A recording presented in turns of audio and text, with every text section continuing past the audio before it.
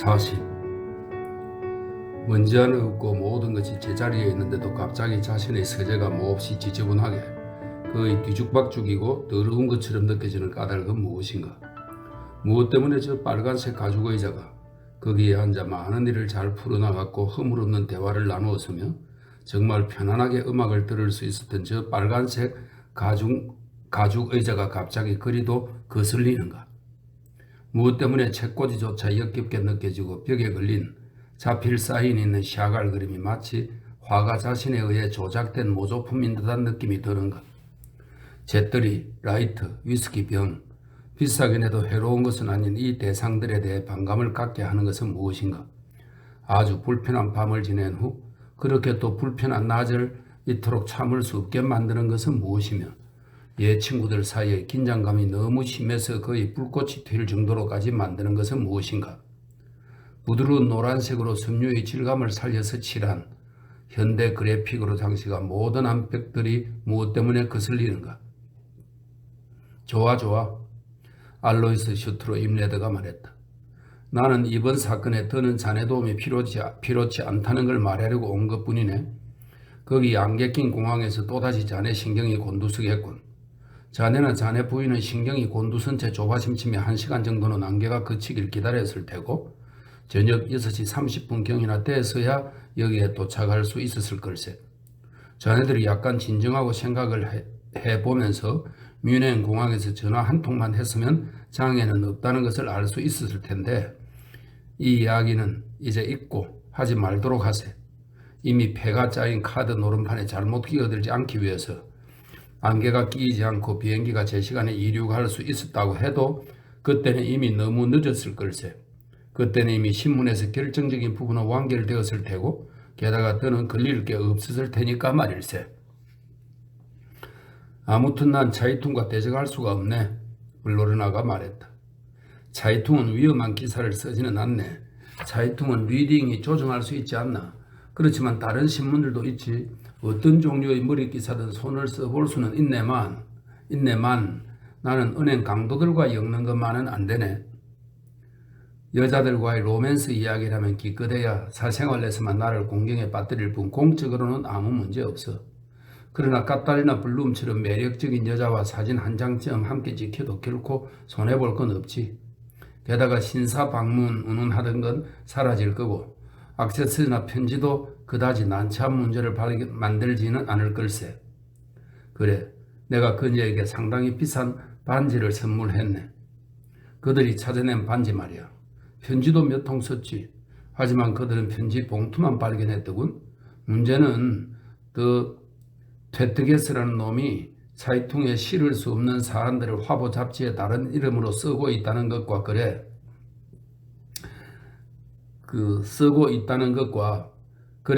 카테리나가 그에게 단독 인터뷰를 하겠다고 약속했다는 사실이네.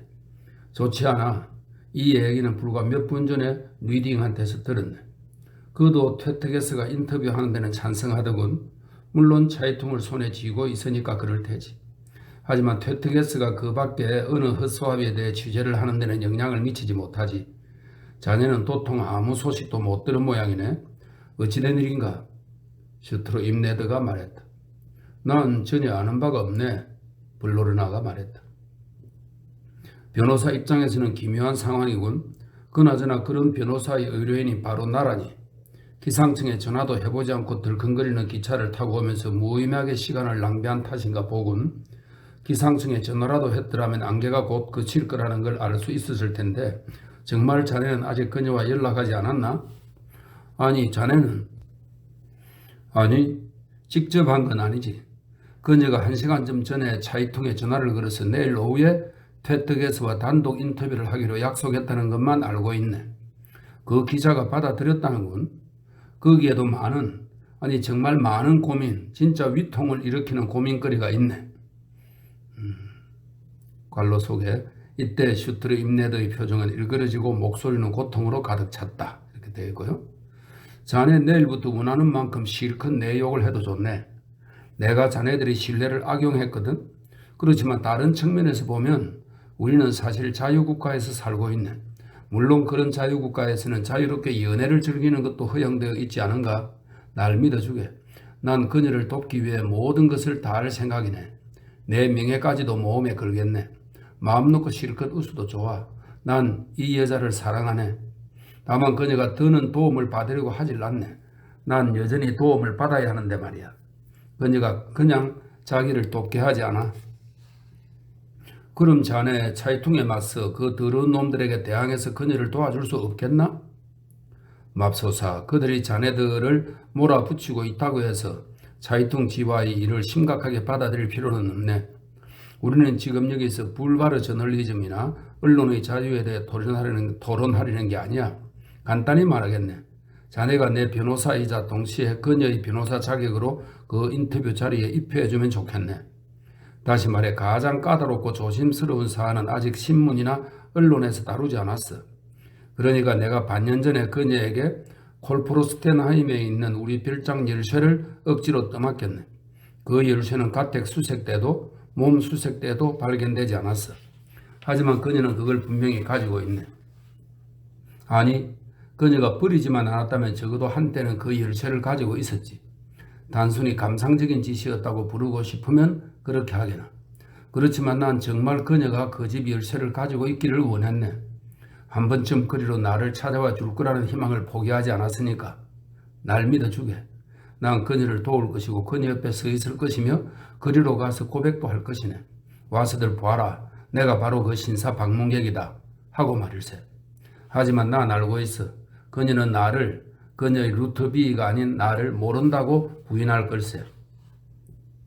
슈트로 임넬의 표정에는 무언가 아주 새로운 것, 놀랄만한 것이 깃들어 있었는데 그 표정이 블로르나에게 동정심을, 어쨌든 최소한 호기심을 불러일으킨 것만은 분명했다.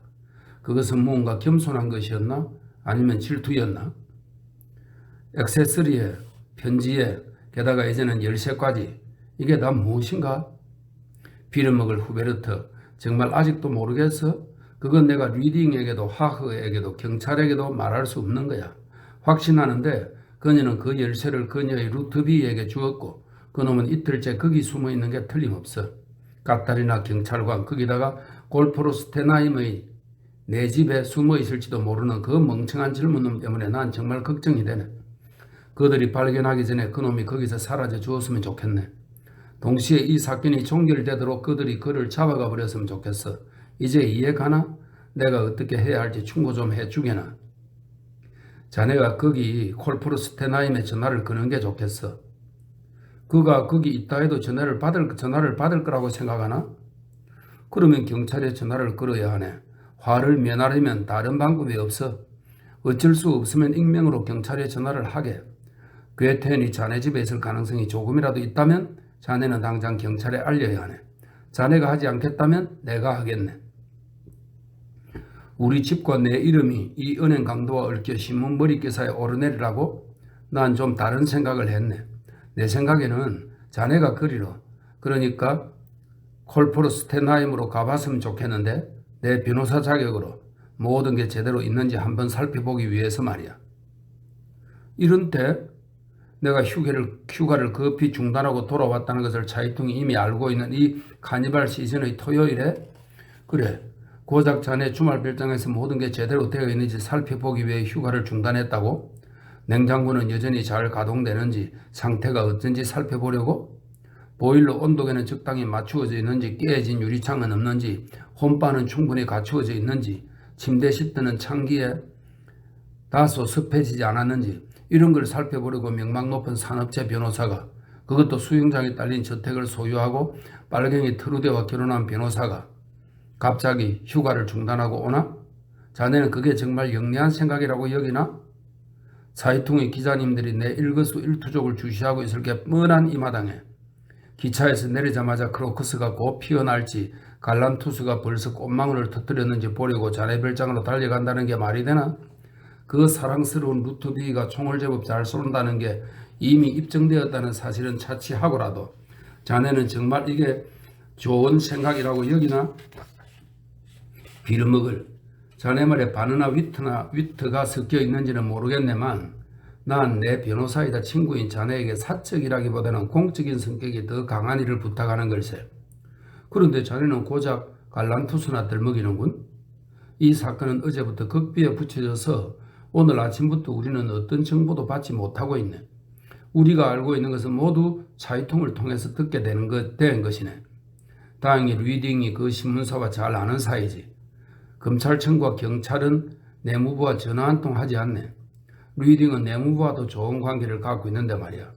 이건 생사가 달린 문제네, 후베르트. 이때 트루데가 노크도 없이 라디오를 들고 들어와 차분히 말했다.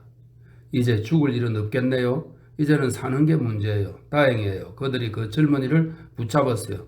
어리스크도 그는 총을 쏘았네요. 그리고는 경찰이 쏜 총에 맞아 부상을 당했어요. 그러나 생명에는 지장이 없대요. 알로이스, 바로 당신의 증언에서 그랬다는군요. 콜포르 스테나인 말이에요. 수영장과 포도나무 넝쿨을 올린 정자 사이에서 그런 일이 있었대요. 리딩의 협력자 중 한 사람이 호아빌라라더니 50만 마르크를 호가한다느니 그런 말을 하고 있어요. 게다가 진짜 젠틀맨이 또 있군요. 우리의 착한 루트비가 제일 처음 한 말이 바로 카타리나는 이 일과 전혀 상관이 없다는 것이었다는군요. 그건 순전히 개인적인 연애 사건으로 사람들이 그를 비난하는 범행들과는 눈꼽만큼도 상관없고 그 범행도 그는 여전히 부인하고 있대요. 아마 유리창 몇 장은 새로 갈아 끼워야겠어요. 알로이스. 거기서 제법 탕탕거리며 총소리가 났대요. 당신 이름은 아직 거론되지 않았지만 마우트에게 전화라도 걸어주어야 하지 않을까요? 그녀는 틀림없이 흥분했을 거고 위로가 필요할 테니까요. 게다가 괴텐과 동시에 다른 장소에서 소위 공범자라는 사람을 3명이나 붙잡았어요. 이 모든 게 바이츠맨이라는 어떤 수사과장의 대대적인 성과라는군요. 친애하는 알로이스, 당장 출발하시죠. 당신의 선량한 아내의 기분을 풀어주기 위해 신사 방문을 하시라고요. 이 대목에서 우리는 블로르나의 서재에서 이 공간의 실내 장식이나 환경과는 전혀 어울리지 않는 육탄전이 벌어졌을 법하다고 상상할 수 있을 것이다. 사실 슈트의 임내들은 트루데 블로르나에게 달려들어 멱살을 잡으려고 했지만 그녀의 남편에게 저지되고 숙녀에게 폭력을 행사하려 들지 말라는 주의를 들었다고 한다. 그랬다고 한다. 슈트의 임내들은 곧 이어 숙녀의 정의가 저렇게 독설을 퍼부는 여자에게도 해당되는지 모르겠다고 말하면서 상황에 따라서는 특히 비극적인 사건을 이야기하는 경우에는 더더욱 그렇게 비꼬는 식으로 말해서는 안 된다고 했다. 그리고 그가 한 번만 더 한마디라도 재수없는 말을 더 듣게 되면 그때는 정말 다 끝장이라고 말했다고 한다. 그랬다고 한다. 그가 아직 집을 나서지 않았고 블로르나가 트루데에게 너무 지나쳤다고 말할 틈을 찾지 못하고 있을 때 그녀가 그의 말을 딱 자르며 말했다. 카타리나의 어머니가 간밤에 죽었어요.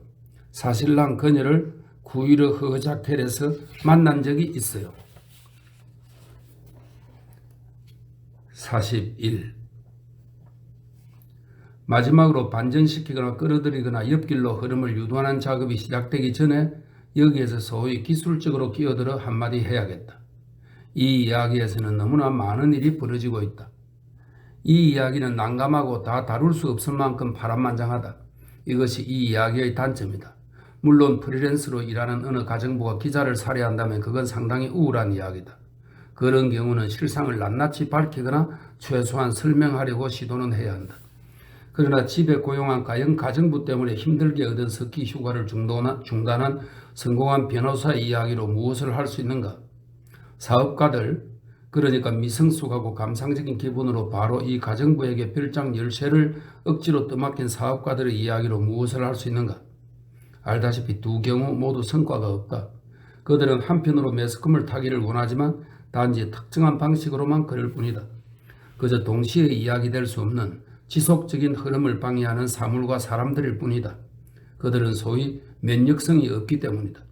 도청 장비를 계속 요청하고 지급받아 온 형사계 공무원들 이야기로는 또 무엇을 할 수 있는가?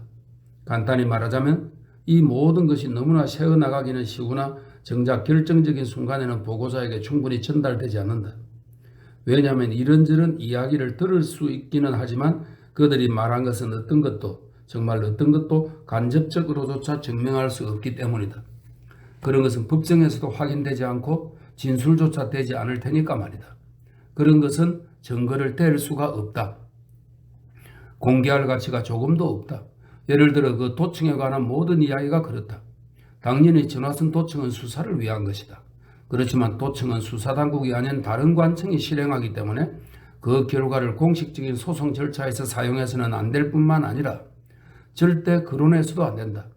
무엇보다 전화를 도청하는 사람들의 심리는 어떨까? 오로지 자신의 의무만을 성실히 이행하는 나무랄 데 없는 한 공무원이 소위 명령에 의해서는 아니라고 해도 분명히 생계가 걸려 있으므로 어쩔 수 없는 상황에서 자신의 의무를 다하느라 도청을 할 때 무슨 생각을 할까? 남 모르는 어느 주민이 소위 단정하고 깨끗하며 흠잡을 때라고는 거의 없는 까탈이나 블룸과 같은 사람과 어떻게 전화통화를 하는지 그 공문이 엿들어야 한다면 그때 그는 무슨 생각을 할까? 그는 윤리적으로 혹은 성적으로 아니면 두 가지로 다 흥분하게 될까? 수녀라는 별명을 가진 사람이 쉰 목소리로 신음하듯 위협하듯 내놓은 제안 때문에 마음속 깊이 상처받을 때 그는 분노할까? 동정심을 갖게 될까? 아니면 야릇한 쾌감을 느낄까? 아무튼 표면적으로 많은 일이 일어난다. 하지만 그 이면에서는 더 많은 일이 벌어진다. 예를 들어 여기서 이따금 언급된 리딩이라는 자가 차이통의 편집장에게 전화를 걸어 당장 S를 모조리 삭제하고 전부 B로 쓰시오 라고 말하면 그저 애써 고생하면서 생계를 유지하는 악이 없는 도청자는 그 소리를 엿듣고 무슨 생각을 할까? 물론 리딩이 도청당하는 이유는 그가 감시 대상이어서라기보다는 압력 행사자나 정치적 계행 등이 그에게 전화를 걸 위험이 있기 때문이다. 그런 나무랄 데 없는 도청자가 S란 슈트로 임레드를 의미하고 B란 블로르나를 의미한다는 걸. 그리고 존 탁스 차이퉁에서는 S에 대해서 읽을 수 없지만 B에 대해서는 많이 읽게 될 거라는 걸 어떻게 알겠는가.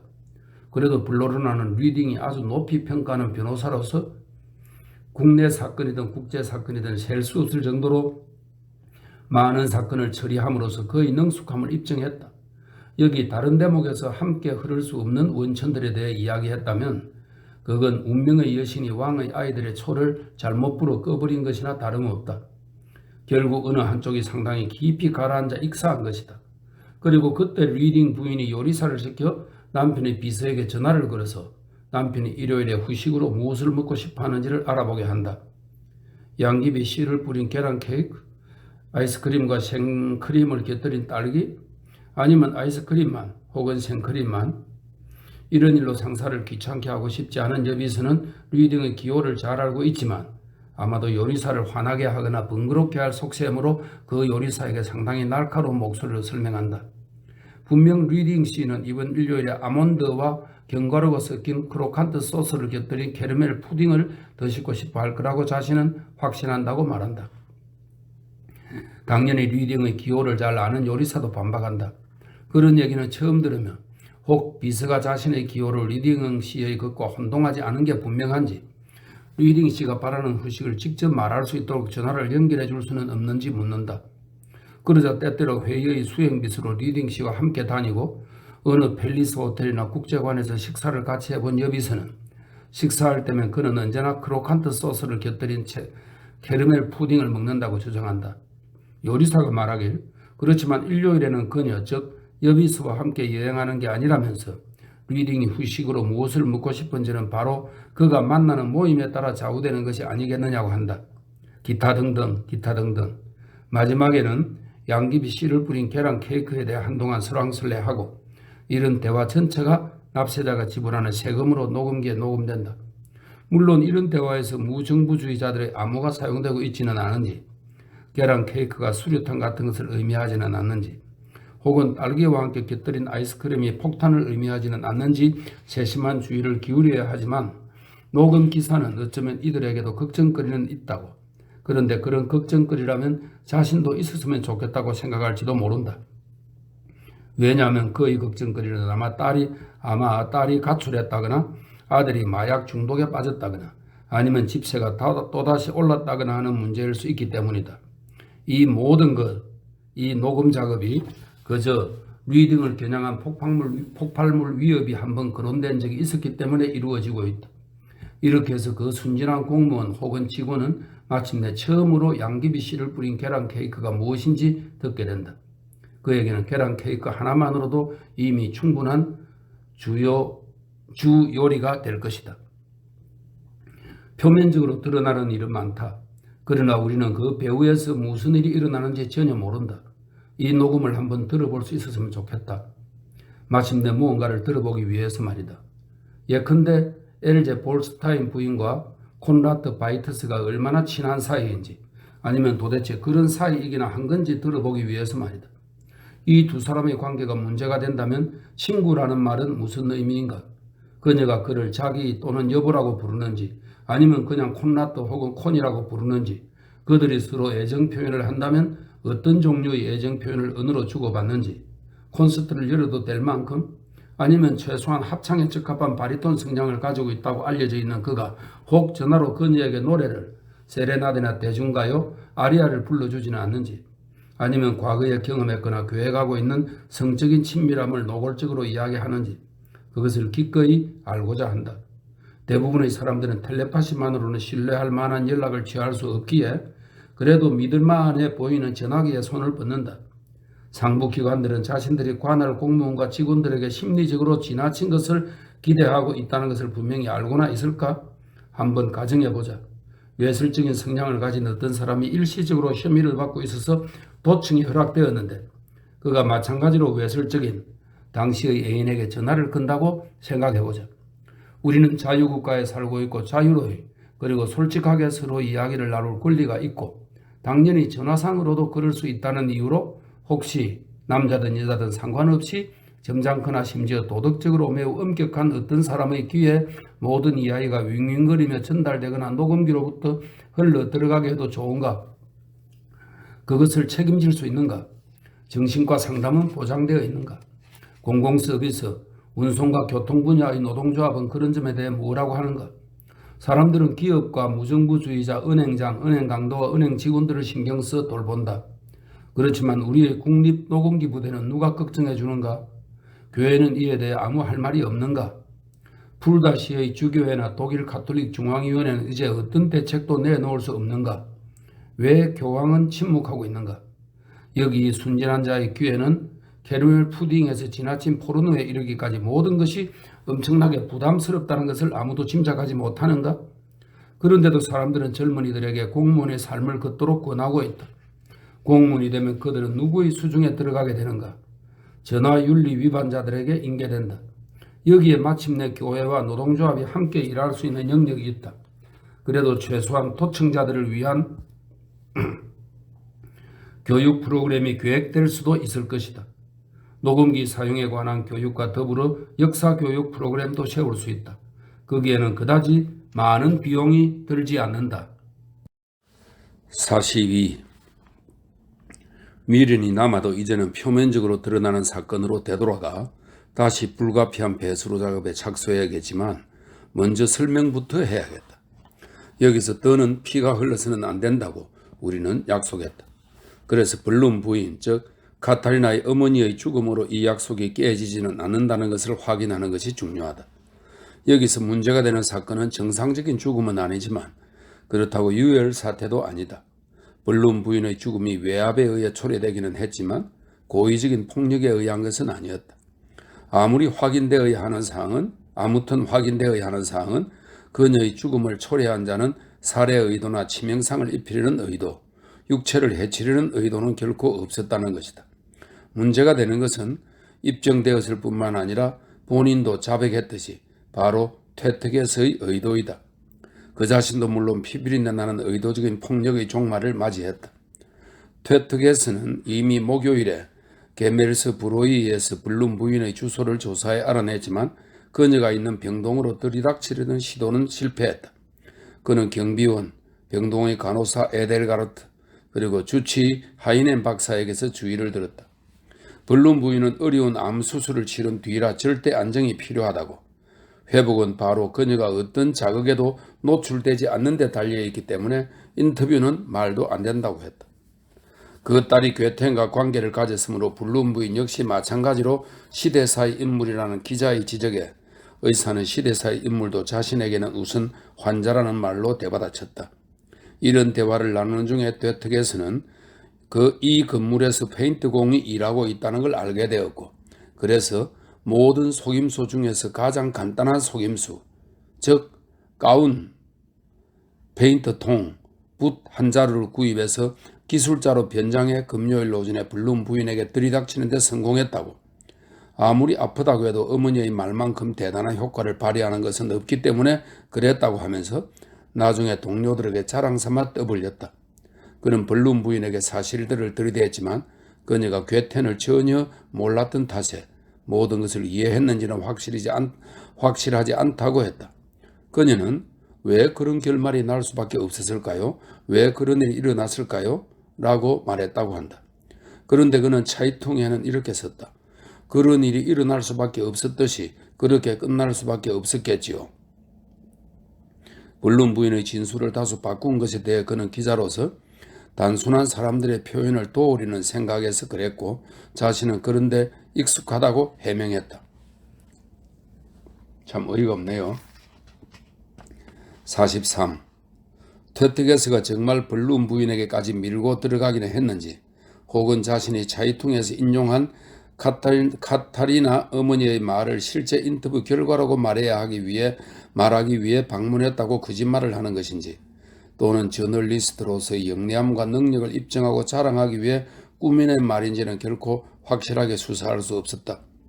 하이넨 박사, 에델가르트 간호사, 후엘바라는 스페인 출신의 간호사, 푸엘코라는 포르투갈 출신의 청소부, 이들 모두가 이자가 정말로 그런 짓을 할 정도로 뻔뻔했을 가능성은 없다고 생각했다.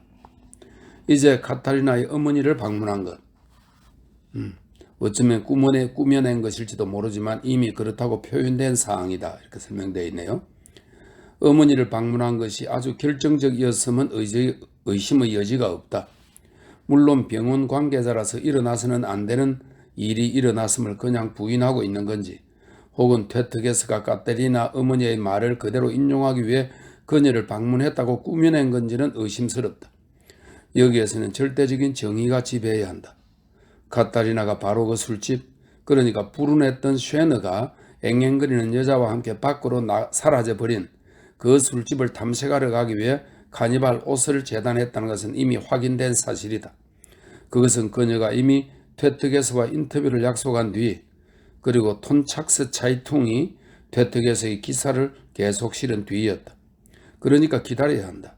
확실히 입증되고 증거가 제시된 것은 바로 하이넨 박사가 그의 환자 마리아 블룸이 급작스럽게 죽은 것에 대해 너무 놀랐고 그가 예상치 못한 외부 영향들을 입증하지는 못하겠지만 배제할 수도 없다라고 말한 사실이다. 무고한 페인트공들이 여기서 책임을 떠맡게 되어서는 안 된다. 독일 수공업의 명예를 더럽혀서도 안 된다. 그런데 쿠이르 지방의 메르켄스라는 회사에서 파견된 페인트공 4명 모두 진짜 페인트공이었다는 것은 에델가르트 간호사도 외국인인 후엘바와 후엘코도 보증할 수 없다. 4명이 각각 다른 장소에서 일하고 있었기 때문에 작업복을 입은 어떤 자가 페인트통과 붓을 들고 슬쩍 들어왔는지 아닌지 사실 아무도 알 수 없는 것이다.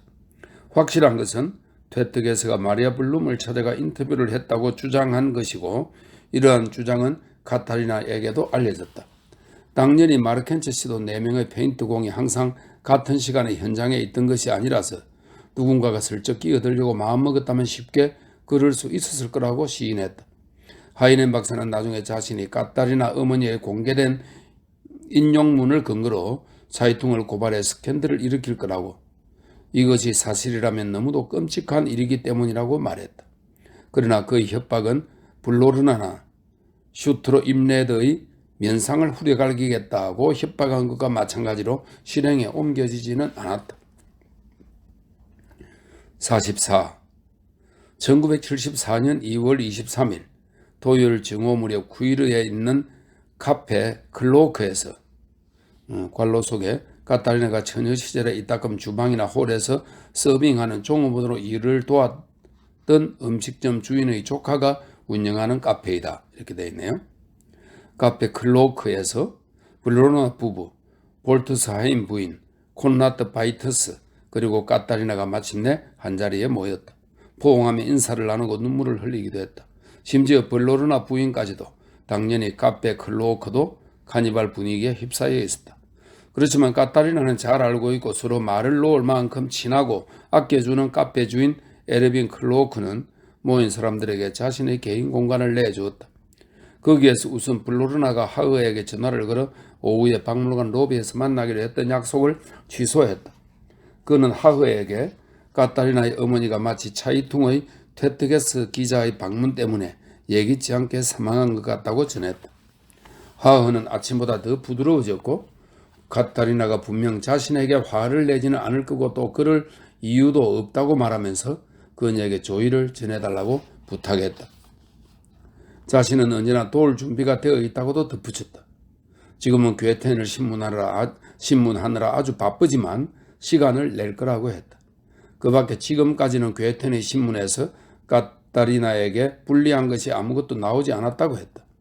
괴텐은 상당한 애정을 가지고 그리고 공정하게 그녀에 대해 말했다고 한다. 그렇지만 면회 허가는 기대할 수 없을 거라면서 그 까닭은 친척도 아니고 약혼자 사이라는 것도 너무 모호하다고 판명되어 부인되지 않으리라는 법이 없기 때문이라고 했다. 어머니의 사망 소식을 듣는 카타리나는 곧 쓰러질 것 같아 보이지는 않았고 그의 마음의 무거운 짐을 내려놓은 듯 보였다. 물론 카타리나는 퇴특에서의 인터뷰가 언급되자 어머니의 말이 인용된 차이퉁 기사를 하이넨 박사에게서 확인했지만 그렇다고 그 인터뷰에 대해 격분하는 하이텐 박사에게 동조하지는 않고 대신 이렇게 말했다. 그들은 살인자이자 명예를 훼손한 자라고. 그녀는 물론 그런 것을 무시하지만 무고한 사람들의 명예, 명성 그리고 건강을 앗아가는 것이 이런 종류의 신문사 관계자들의 의무인 모양이라고 했다. 그녀가 마르크스주의자일 거라고 잘못 추측하고 있던 하이넨 박사는 그녀의 냉담함에 다소 놀랐고 그녀에게 그것이 구조적 문제라고 생각하느냐고 물었다. 카타리나는 그가 무슨 말을 하는지 몰라 고개를 저었다. 그러고 나서 에델가르트 간호사의 안내를 받아 볼트사인 부인과 함께 시체 안치소로 들어갔다. 카타리나가 직접 어머니의 얼굴을 덮고 있는 천을 걷고는 맞아요 라 하고 말하고 그녀 이마에 입을 맞추었다. 에델가르트 간호사가 그녀에게 짧은 기도라도 하라고 권하자 그녀는 고개를 흔들며 싫습니다 라고 말했다. 그녀는 다시 어머니의 얼굴을 천으로 덮고 순우에게 감사하지만 하지 않겠다고 말했다. 그들이 시체 안치소를 떠나는 순간에야 비로소 그녀는 울기 시작했다. 처음에는 조용히 그러다가 격렬하게 결국에는 엉엉 목 놓아 울었다. 어쩌면 그녀는 돌아가신 아버지를 생각했는지도 모른다. 그녀는 6살 때도 마찬가지로 시체 안치소에서 아버지를 마지막으로 보았었다. 엘제 볼트사임은 카타리나가 우는 모습을 지금까지 한 번도 본 적이 없다는 걸, 어릴 때도 학창시절에도 힘들고 주위 환경에 대한 고민이 그녀를 짓누를 때도 우는 모습을 본 적이 없다는 걸 떠올렸다. 아니, 더 정확하게 말하면 그녀가 우는 모습을 본 적이 없다는 게 기이하게 느껴졌다. 아주 공손하게 그의 사랑스럽다고 할 정도의 태도로 카타리나는 외국인 후엘바와 푸엘코에게 그들이 어머니를 위해 수고해준 모든 것에 대해 감사의 인사를 하겠다고 주장했다. 그녀는 태연하게 병원을 떠났고 병원 관리실에 부탁해 복역 중인 오빠에게 전화로 어머니 소식을 알려달라고 말하는 것도 잊지 않았다. 그녀는 오후 내내 그리고 저녁 내내 태연했다. 그녀가 또다시 이틀치 차이퉁을 가지고 와서 전반적인 세부 사항들 및 이에 대한 그녀의 해석들을 블로르나 부부, 엘제 볼트사임 그리고 콘라트 바이트스와 대조했을지라도 차이퉁에 대한 생각도 아주 달라진 듯했다. 유행하는 말로 하자면 감정적이라기보다는 오히려 분석적이었다. 그녀와 친숙하고 친절하다고 생각했던 에르빈 클로크의 거실에서 가진 이 모임에서 그녀는 슈토로 임레드와의 관계를 솔직히 털어놓았다. 어느 날 저녁 블로르나 집의 일이 끝난 뒤 그가 그녀를 집까지 데려다 주었다고 한다. 그녀가 완강하게 거의 불쾌할 정도로 거절했음에도 아파트 문 앞까지 그녀를 데려다 주었고 그러고는 심지어 발을 문 사이로 밀어넣고는 아파트 안에까지 따라 들어왔다고 한다. 그리고 당연히 그가 치근대려고 했었는데 그녀가 그를 전혀 매력적이라고 생각하지 않았기 때문에 아마도 그는 모욕감을 느꼈을 거라고 한다. 결국 그는 자정이 지난 후에 돌아갔다고 한다. 이날부터 그는 그녀를 정기적으로 쫓아다녔고 늘 찾아오고 꽃을 보내고 편지를 썼다고 한다. 몇 번은 그녀의 아파트 안까지 밀고 들어오는 데 성공하기도 했으며 이렇게 들어왔을 때 그녀에게 반지를 막무가내로 주었다고 한다. 그것이 전부라고 한다. 그래서 그녀는 그의 방문을 시인하지 않았다면서 그의 이름을 털어놓지 않은 이유는 신문하는 수사관들에게 그들 사이에는 아무 일도, 정말 아무 일도 단 한 번의 키스도 없었다는 걸 설명하는 것이 불가능하다고 생각했기 때문이라고 한다. 그녀가 슈트르 임레드 같은 사람을, 그러니까 부유할 뿐만 아니라 정계나 재계, 학계에서 거절할 수 없을 정도의 매력 때문에 영화배우만큼 유명한 사람을 거부한다고 하면 누가 그녀의 말을 믿어주겠는가? 그리고 그녀 같은 가정부가 영화배우 같은 사람을 거절한다고 하면 그것도 윤리적인 이유에서가 아니라 취향을 이유로 거절한다면 누가 그녀의 말을 믿겠는가? 그는 정말 눈꽃만큼의 자극도 주지 못했다면서 그녀는 이 신사 방문 이야기 전체가 어떤 영역 안으로 아주 추하게 들이닥친 것처럼 느낀다고 한다. 그 영역을 은밀한 영역이라고 칭하고 싶지는 않은데 오해를 불러일으킬 수 있기 때문이라고 한다. 그것은 그녀가 슈트르 임레드와 암시적으로라도 은밀한 관계를 갖지 않았기 때문이 아니라 그가 그녀로 하여금 어느 누구에게도, 심지어 신문하는 사람에게도 설명할 수 없는 상황으로 그녀를 몰고 갔기 때문이라고 한다. 그러나 결국 그녀는 그래도 그에게 고마운 마음도 들었다고 한다. 왜냐하면 그의 집 열쇠가 루트비에 도움이 됐기 때문이다. 아니, 최소한 그의 집 주소만 있었어도 도움이 됐을 거라고 한다. 왜냐하면 루트비에는 열쇠가 없어도 틀림없이 침입할 수 있었을 테니까. 그래도 열쇠가 있으면 당연히 쉬웠을 거라고 한다. 게다가 그녀는 이 카니발 기간 동안 그 별장을 아무도 사용하지 않을 것임을 알고 있었다고 한다. 바로 이틀 전에 슈트르 임레드가 또다시 그녀를 아주 심하게 괴롭혔고 그가 바트 BC에서 열리는 회의에 참석하기로 약속을 잡기 전까지는 거기서 주말을 같이 보내자고 졸라댔다고 한다. 그렇다. 루트비는 그녀에게 자신이 경찰의 수배를 받고 있다고 말했다고 한다. 그러나 자신이 탈영병이고 외국으로 내빼는 중이라고만 말했다고 한다. 그리고 그녀는 그녀 자신이 직접 그를 남방 배관 통로로 안내했고 우아한 강변의 3 아파트 단지 끝에서 호호 케펠가의 모퉁이로 나 있는 비상 탈출구를 가르쳐 주었는데 그게 무척 재미있었다고 한다. 아니, 그녀는 경찰이 자신과 교텐을 감시하고 있을 거라고 생각하지 않았지만 자신의 그런 행위를 일종의 강도와 경찰이 등장하는 활극으로 생각했다고 한다. 아침에야 비로소 그녀는 이 모든 것이 얼마나 심각한 일인지 느끼기 시작했다고 한다. 괴텐이 체포되어서 그녀는 오히려 마음이 놓이는 듯 보였다. 이제 그는 더 이상 어리석은 짓을 할 수 없을 거라고 그녀가 말했다.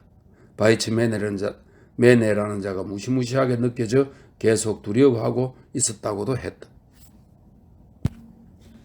45.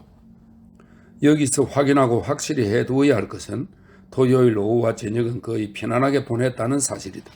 너무 편안해서 블로르나 부부, 엘제 볼트사임, 기이할 정도로 조용한 콘나트 바이스트 모두가 꽤 진정되었을 정도였다. 마침내 사람들은 심지어 까타리나 자신도 긴장된 상황은 지나갔다고 느꼈다. 괴테는 체포되었고 까타리나의 신문도 끝났고 까타리나의 어머니는 이런 감이 있기는 하지만 심한 고통에서 벗어났으며 장례 절차가 시작되어 필요한 모든 서류는 사육제 월요일에 해주겠다는 약속을 9일의 한 공무원에게서 이미 받아놓았다. 그는 이날은 공휴일이지만 서류를 발급해 주겠다고 알려왔다. 마지막으로 카페 주인 에르빈 클로크는 모두가 먹고 마신 것, 커피, 술, 감자, 샐러드, 소세지 그리고 케이크 등에 대한 돈을 받기를 완강하게 사양했고 헤어질 때 기운 내 까타리나 여기 있는 사람들 모두 너를 나쁘게 생각하지는 않아 라고 말했다는 점에서도 모종의 위로를 했다고 볼 수 있었다. 이 말에 숨겨진 위로는 상대적인 것일지도 모른다. 모든 사람이 그렇지 않다는 말은 무슨 의미인가? 어쨌거나 그 말은 모든 사람이 그렇지는 않다는 것이다. 모두가 블로르나의 집으로 가서 거기서 남은 저녁 시간을 보내기로 의견의 일치를 보았다. 거기에서 까타리나는 집안일에 손도 까딱하지 못하게 제지를 당했다. 그녀는 휴가 중이고 좀 쉬어야 한다고들 했다. 부엌에서 빵을 준비한 사람은 볼트사임 부인이었고 그동안 블로르나와 바이스트는 벽난로에 불을 피웠다. 사실 까타리나는 한 번쯤 대접을 받아야 했다. 나중에는 정말 분위기가 좋아졌고 사망 사건과 아주 사랑하는 사람이 체포되는 일만 없었다면 틀림없이 늦은 시간까지 춤출 용기를 내었을 것이다. 어쨌든 카니발 기간이니까. 블로르나는 까타리나가 계획한 테트게스와의 인터뷰를 그만두게 하지 못했다. 그녀는 침착함을 잃지 않았고 매우 친절했다. 나중에 인터뷰가 그 인터뷰로 확인된 후에 블로르나가 돌이켜 생각해 봤을 때, 즉 까타리나가 얼마나 단호하고 냉정하게 그 인터뷰를 고집했는지, 그리고 얼마나 단호하게 그의 도움을 거절했는지 생각해 봤을 때 그의 등골이 오싹해졌다. 그래도 나중에 그는 까타리나가 이미 이날 저녁에 살인을 결심했다고 확신할 수는 없었다. 그의 생각에는 아마도 존 탁스 차이퉁이 결정적인 역할을 했다고 보는 것이 더 그럴듯할 것 같았다. 사람들은 진지한 음악뿐만 아니라 경쾌한 음악도 듣고, 까타리나나 엘제 볼트사임이 게멜스 브로이와 쿠이르에서 보낸 시절의 이야기를 잠시 나눈 후 다시 포옹을 나누고 평화로운 마음으로 헤어졌다. 이때는 눈물을 흘리지 않았다. 밤 10시 30분에야 비로소 까타리나 볼트사임 부인 바이트스가 진한 우정과 동정을 확인하면서 블로르나 부부와 헤어졌고, 블로르나 부부는 그래도 제때에 까타리나를 위해 제때에 돌아와서 다행이라고 했다. 그들은 불씨가 꺼져가는 벽난로 앞에서 포도주를 마시며 새로운 휴가 계획을 세웠고, 그들의 친구 슈토르 임네드와 그의 부인 마우트의 성격에 대해 이야기를 나눴다. 블로르나가 부인에게 앞으로는 그 친구가 방문했을 때 신사방문이라는 말을 쓰지 말라고 신신당부하며 그 말이 얼마나 신경을 자극하는지 아느냐고 하자 트루데 블로르나가 이렇게 말했다. 조만간 우리가 그를 다시 보기는 힘들걸요. 46. 까타리나가 그날 저녁의 남은 시간을 아주 조용히 보냈다는 것은 확실하다. 그녀는 베두인 여인의 의상을 다시 한번 입어보았고, 몇 군데 꿰맨 곳을 야무지게 손질하면서 베일 대신 하얀 수건을 쓰기로 마음먹었다. 라디오를 잠깐 들었고 구운 과자를 조금 먹었으며 그러고 나서 잠자리에 들었다. 바이트스는 처음으로 다른 사람 앞에서 공개적으로 볼트사임 부인과 함께 침실로 들어갔고, 까타리나는 소파에 편안히 누웠다. 47. 일요일 아침 엘제 볼트사임과 콘라트 바이스트가 일어났을 때 너무나 친절하게도 식탁이 차려져 있었고 커피는 이미 내려져 보온 주전자에 담겨 있었다. 까타리나는 벌써 맛있게 아침 식사를 끝내고 거실에 앉아 존 탁스 차이통을 읽고 있었다. 여기서는 보고하기보다는 거의 인용만 하도록 하겠다. 인정해야 할 것은 까타리나의 스토리와 사진이 뜨는 일면을 장식하지 않았다는 점이다. 이번에는 루트비 괴텐이 사업가의 별장에 숨었던 까타리나 블룸의 다정한 연인이라는 표제와 더불어 일면에 실렸다. 실 내지 구쪽에 걸쳐 많은 사진과 함께 실린 스토리 자체는 지금까지의 기사들보다 훨씬 더 풍부해졌다. 첫 영성체 때의 까타리나 사진, 상병으로 귀향하는 그녀 아버지의 사진, 게멜스 브로이에 있는 교회와 다시 한번 블로르나 부부 저택의 사진이 실렸다. 대략 40살쯤 돼 보이는 까타리나의 어머니가 몹시 비탄에 젖은 듯 그의 쇠락한 모습으로 그들이 살았던 게멜스 브로이의 남루한 오두막 앞에 서 있는 사진, 마지막으로 까타리나의 어머니가 금요일에서 토요일로 넘어가는 밤에 사망한 병원 사진도 실렸다. 기사의 본문은 다음과 같다. 여전히 자유의 몸이고 정체를 알 수 없는 까타리나 블룸의 입증 가능한 첫 번째 희생자는 바로 그녀의 어머니라고 할 수 있다. 그녀의 어머니는 딸의 행실에 대한 충격으로 살아남지 못했다. 어머니는 죽어가고 있는데 그 딸은 강도이자 살인자인 한 남자와 다정하게 춤추었다는 것 자체가 이미 너무 기이한 일이고, 그녀가 어머니의 죽음 앞에서 전혀 눈물을 흘리지 않았다는 것은 거의 극도의 변태에 가깝다. 이 여자는 정말 얼음처럼 차갑고 타산적일까? 명망 있는 시골 의사인 그녀의 예전 고용주의 부인은 이렇게 묘사한다. 그녀에게는 진짜 창녀 같은 기질이 있어요. 난 자라나는 내 아들들, 우리 환자들, 그리고 내 남편의 명망을 위해 그녀를 해고하지 않을 수 없었답니다. 카타리나 B도 악명 높은 페너른 박사의 횡령 사건에 관계했을까? 차이퉁은 당시 이 사건에 대해 보고한 바 있다. 그녀의 아버지는 꾀병쟁이였을까? 그녀의 오빠는 왜 범죄자가 되었을까? 여전히 불분명한 것은 그녀의 갑작스러운 출세와 높은 소득이다. 이제 최종적으로 확실해진 사실은 카타리나 블룸이 피로 물든 괴텐의 도주를 도왔다는 점이다. 그녀는 어느 명망 높은 학자이자 사업가의 우정어린 신뢰와 자발적으로 도와주려는 마음을 악용했다. 그 사이 본지에 그의 확고히 입증된 정보들이 제보되고 있다. 그녀가 신사 방문을 받은 것이 아니라 그녀 자신이 별장을 찾아내기 위해 청하지 않은 숙녀 방문을 했다는 것이다. 블룸의 그 비밀스러운 드라이브 여행은 이제 비밀스럽지 않다. 그녀는 존경받는 한 사람의 명예, 그의 가족의 행복, 그의 정치적 경력을, 이 점은 본지가 이미 여러 차례 보도한 바 있다 이렇게 설명했네요. 그의 정치적 경력을 양심 없이 위험에 빠뜨렸고 착실한 아내의 감정과 4명의 아이에 대해서는 전혀 신경 쓰지 않았다. 블룸은 좌파 그룹의 지령에 따라 틀림없이 S의 경력을 파괴해야 했을 것이다. 경찰이나 검찰청은 블룸의 혐의를 완전히 없애려고 하는 파렴치한 궤변을 정작 믿을 생각인가? 본지는 수차례 반복하며 문제를 제기한다. 우리의 신문 방법이 너무 부드러운 것은 아닌가? 비인간적인 인간을 인간적으로 대해야 하는가? 네, 이게 기사입니다. 블로르나와 그의 부인 그리고 그들의 저택이 찍힌 사진 밑에는 이렇게 쓰여 있다. 또 기사입니다. 이 집에서 블룸은 아침 7시부터 오후 5시 30분까지 아무런 감독도 받지 않고 혼자서 블로르나 박사와 역시 박사인 블로르나 부인의 전적인 신뢰를 받으며 일하고 있다.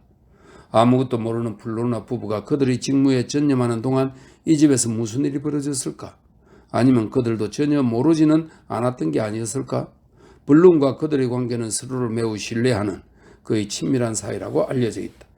이웃들이 신문 기자들에게 해준 이야기에 따르면 그의 친구 같은 관계라고 한다. 몇 가지 암시는 본 사건과 상관없기 때문에 여기서는 무시하겠다. 그렇다고 해도 요즘도 어느 유명한 공대의 연혁에 빨갱이 투르대로 나와 있는 부인 게르트루트 블로르나 박사는 무슨 역할을 했을까? 어떻게 경찰이 뒤를 밟고 있었음에도 괴테는 블룸의 아파트에서 빠져나갈 수 있었을까? 이 우아한 강변의 삶 아파트의 설계도면을 세세한 부분까지 알고 있는 사람이 누구인가? 블로르나 부인이다. 저문인 헤르타와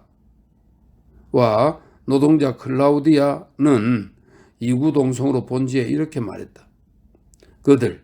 그들이 서로 춤추는 모습을 보면 이미 아주 오래전부터 알고 지낸 사이 같았어요. 그건 우연한 만남이 아니었고 분명히 재회였습니다. 나중에 48. 나중에 괴텐이 슈트르 임네드의 별장에 숨어있는 것을 이미 목요일 밤 11시 30분부터 알고 있었으면서도 거의 48시간 동안 내버려 둠으로써 도주할 위험을 방치했다는 이유로 경찰 내부에서 비난을 받자 바이츠메네는 웃으면서 말했다. 괴텐이 달아날 가능성은 이미 목요일 자정부터 없었다고. 그 집은 숲속에 있지만 이상적인 방법으로 마치 감사팀으로 둘러싸듯 집 주위 나무 위에서 망을 보고 있었으며 경찰청장은 이런 상황을 전부 알고 있었고 모든 조치에 동의했다고. 헬리콥터를 동원했고 물론 그 소리가 들릴 수 있는 거리 밖에 착륙시켰으며 즉각 특수부대가 도입되었고 나무 위에서 망을 보도록 배치되었으며 다음날 아침 경찰 24명을 추가로 투입함으로써 인근 경찰서의 병력을 아주 극비리에 강화했다고 한다. 가장 중요한 사항은 괴텐이 누구와 접촉을 시도하는지를 관찰하는 것이었는데 이 일이 성과를 거두었으니 그런 위험을 감수하는 건 옳았다고도 했다. 5차례의 접촉 시도가 있었고 괴텐을 체포하기 전에 당연히 그와 접촉한 5명을 검문, 체포하고 그들의 집을 수색해야 했다고 했다. 괴텐이 다른 사람들과의 접촉을 끝내고 경솔한 건지 대담한 건지 외부에서 그를 관찰할 수 있을 정도로 스스로 안전하다고 느끼고 있을 때 그제야 그를 급습했다고 한다. 그 밖에 몇몇 중요한 세부사항은 차이통의 기자들, 이 신문사에 속한 출판사, 이와 연결된 기관들 덕분에 파악할 수 있었다고 그는 말했다. 이런 기관들은 공무를 집행하는 수사관들에게는 드러나지 않은 세부사항을 알아낼 때 일단 유연하고 구태의연하지 않은 방법을 사용한다고 했다. 그래서 예컨대 볼트사임 부인이 블로르나 부인과 마찬가지로 전력이 없는 사람이 아니라는 것을 밝혀냈다고 한다. 볼트사임은 1930년 어느 여공의 사생아로 태어났고 어머니가 아직 살아있다고 했다. 하지만 어디에? 동독에. 강제가 아닌 자유의사에 따라 수차례, 처음에는 1945년에 또 한 번은 1952년에 또 한 번은 1961년 베를린 장벽이 세워지기 직전에 그녀 소유의 작은 집 한 채와 땅이 있는 고향 쿠이르로 돌아가려는 권유를 받았다고 한다. 그러나 그녀는 이 세 번의 권유를 모두 거절했다고 한다. 더 흥미로운 사실은 볼트사임의 아버지인 룸이라는 자 역시 노동자이며 당시 KPD의 당원으로 독일 공산당입니다. KPD의 당원으로 1932년 소련으로 망명했지만 거기서 실종되었다는 것이다. 그러니까 바이츠맨에는 이런 종류의 실종자들은 독일군의 행방불명자 명단에서 찾을 수 없을 거라고 추정한다.